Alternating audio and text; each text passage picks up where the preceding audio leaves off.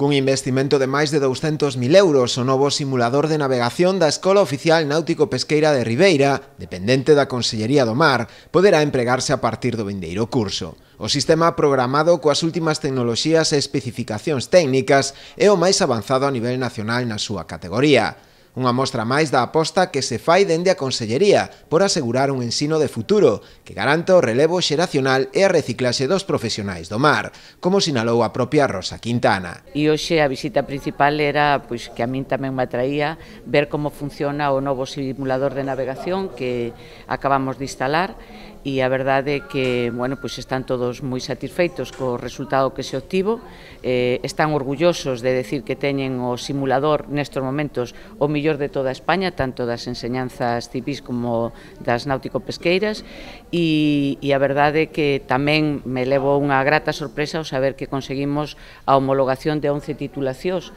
co cual os alumnos que se formen nesta escola non solamente van a obter o título de formación reglada en formación náutico profesional, senón que van a obter unha serie de títulos homologados por a Marina Mercante que lles van a facilitar a posibilidade de encontrar traballo unha vez finalizados os seus estudios. A conselleira aproveitou tamén a visita a Ribeira para supervisar a instalación do novo dique de abrigo aboiante do Porto Deportivo da localidade. Na mesma estivo acompañada polo delegado territorial da Xunta na Coruña, Ovidio Rodeiro, e o presidente de Portos, José Juan Durán.